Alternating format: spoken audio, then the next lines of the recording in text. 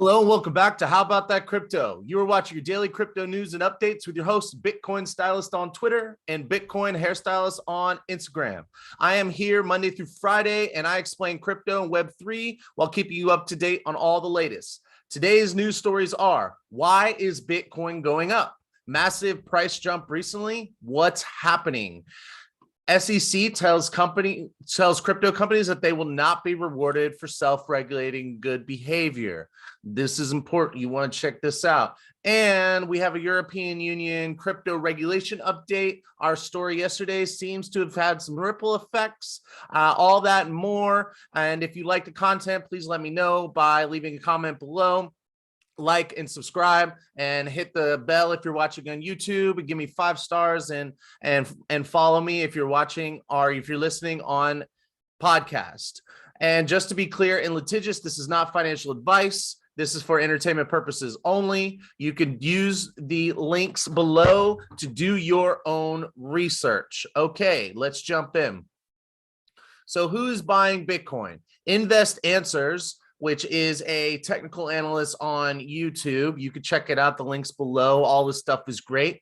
And according to him, a $4,000 jump in Bitcoin requires 3.8 billion US dollars of purchasing power, at least at these levels right now. So North Americans, and so who are these people buying this stuff? Because it went up more than $4,000. So it went up just over $5,000. Well, it turns out that the North Americans and Brazilians are the addresses that are pumping crypto. And remember, we are able to identify where everything is coming from because we have on-chain analysis. All transactions can be seen, and therefore, we could see exactly what IP addresses are purchasing, so where these people are coming from and where this money is coming from. And according to that data, North Americans and Brazilians are the addresses that are pumping crypto. European addresses actually have a net outflow, which is very interesting. European, Russian, and Ukraine addresses account for $250 million of inflow into Bitcoin.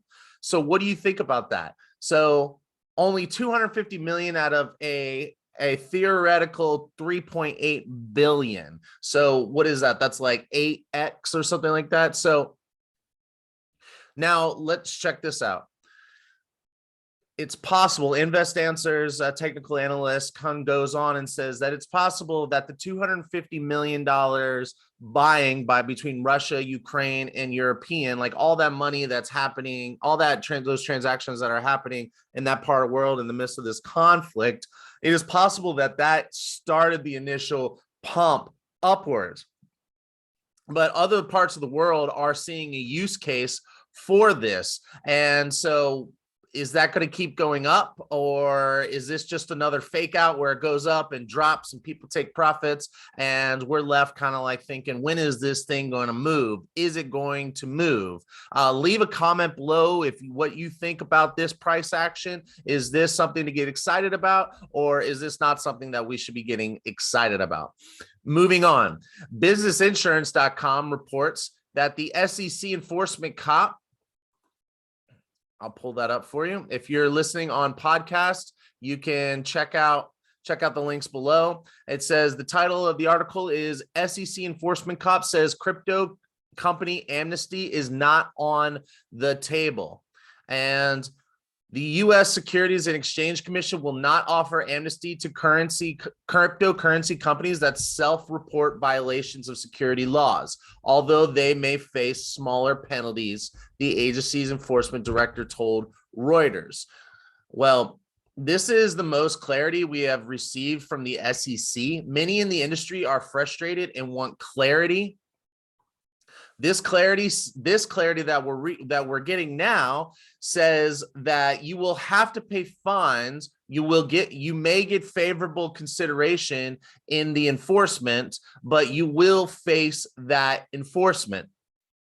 The penalties will be worse if you do not come in and confess to committing to do something against the law, committing a crime basically, and register.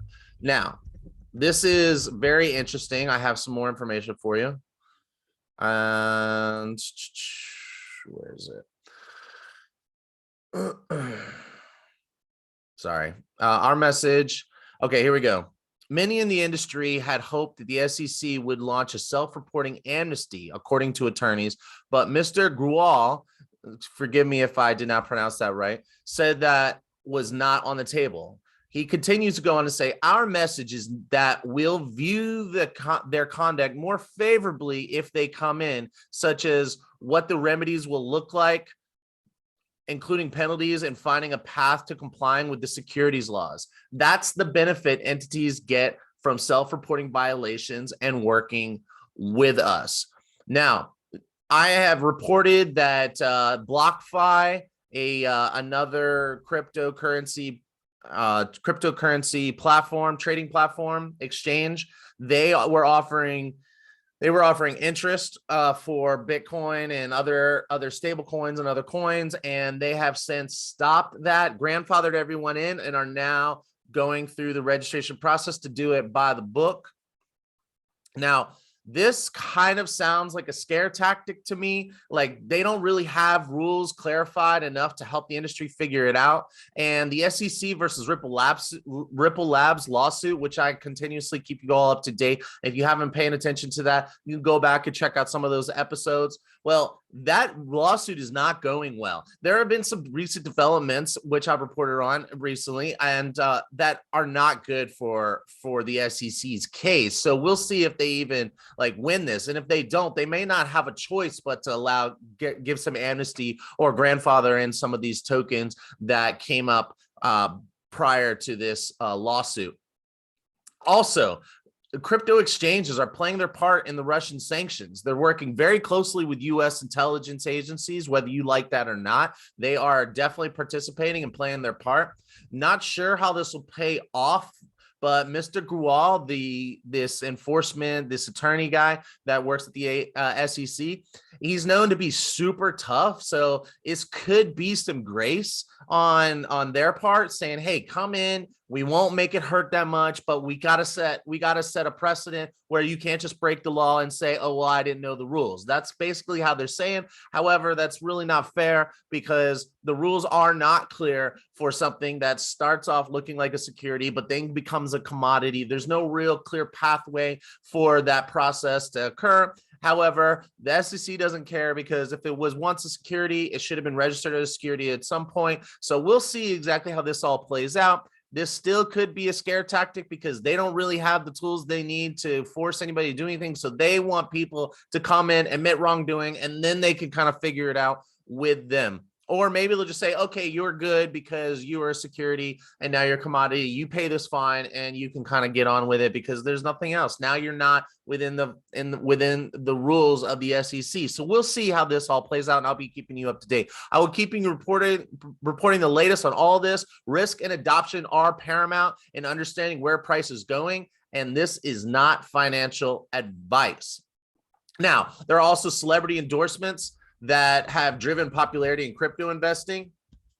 And there's a November poll that says 16% of US adults have invested in crypto. That's up a little bit more from a CNBC report in July of last year, saying 13% of Americans are invested. So from July to August, it went up 3%. And all these polls were done before the crypto bull. I mean, the Super Bowl. Haha. Yeah. So I'd be very curious to see, especially considering with Coinbase's ad that they did with the jumping QR code, which everyone hated on. They saw record jumping downloads in the App Store for Coinbase. So let's see if those people were new crypto investors, because that would be awesome if they were. And tomorrow, during this research, I found something fascinating. The percentage of investing women in the US that own crypto, you will be shocked. I have a whole piece for tomorrow's news on that, so check back tomorrow. Okay, moving on. The Block reports that lawmakers have removed Bitcoin ban from the latest version of the EU cryptos legislation. Let me pull that up for you.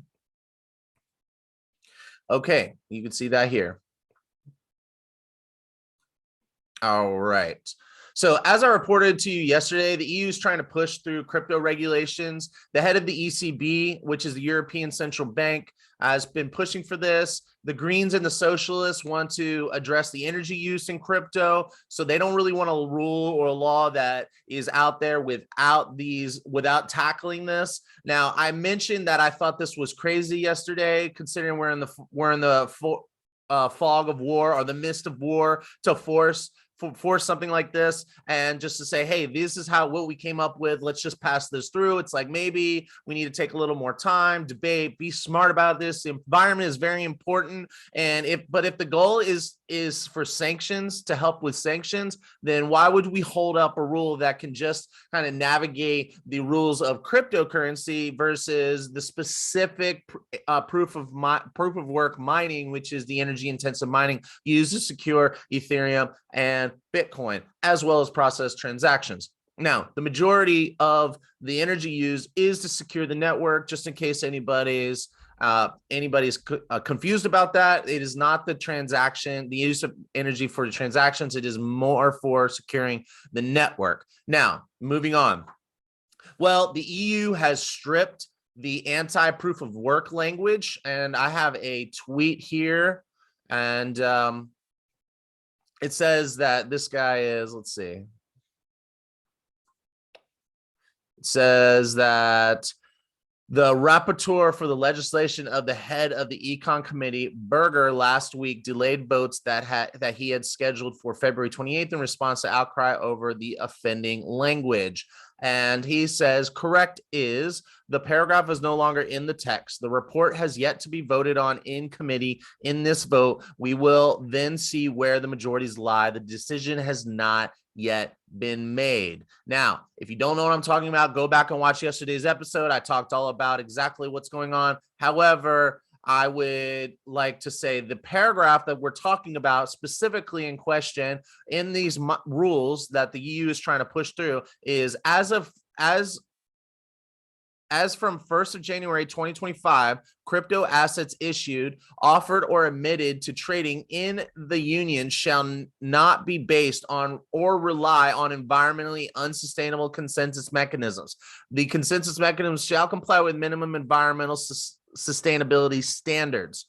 Now, if you look at this, as from 1st of January 2025, the crypto assets issued, offered, or admitted. So that means there's no grandfathering clause. There's no pass for older coins. It's not saying for newer coins. This is the way this language is like basically all coins will have to meet these environmental standards. And from what I reported on yesterday, they are meant to keep them very small, so they can only use a small amount of energy. So then that would prevent the coins from growing that much and potentially become a risk factor, because the more miners that come on to mine that specific coin will, if we can't increase the amount of energy, then what could that means? Like an outsider could come in, like in another country could ramp up a bunch of mining rigs and overtake the power in the European Union and essentially attack the network. Moving on. So here we go right here. Berger's office told the bloc that the voting date was to be made in 2 to 4 weeks, the 14th of March or early April. In the meantime, the draft bill is not expected to change dramatically. If it passes those votes, the bill will face a trilogue debate, including the European Commission and Council, as well as Parliament. Now, all that basically means is that they're trying to get the rules through now. They don't want to hold it up just because they want to tackle everything. They're not trying to get everything done at once. There's the things they need right now for these sanctions so that they can help manage these sanctions. Now, what do you think of all of this? Is this bullish or is this bad for crypto? No news for Bitcoin is good news for Bitcoin. Or sorry, no news for Bitcoin is bad news for Bitcoin. Have you ever noticed that when Bitcoin's not in the news, the price just kind of trickles away? That's very interesting. Governments are trying to regulate it. War is bringing to light use cases I am cautiously optimistic about the future, and I'll be back tomorrow with more news and updates. Please let me know what you think about this. Our stories, just to recap today, were what is making Bitcoin go up. It looks like North America and Brazilians are pushing the price up, and it looks like the Ukraine and the Russian and the European addresses are not massively buying. They are a fraction of what is being purchased. So that is a positive for the use again to evade sanctions. The SEC is telling crypto companies that you will not be rewarded for good behavior. Is this a scare tactic, or is this grace? And should companies go in and just do it and suffer the penalty hand, but it'll be less than what it would be otherwise? And what do you think about this new crypto regulation update? Please leave a comment below, like, subscribe. It helps support me and it doesn't cost you anything. And I will see you all tomorrow. Hodl on.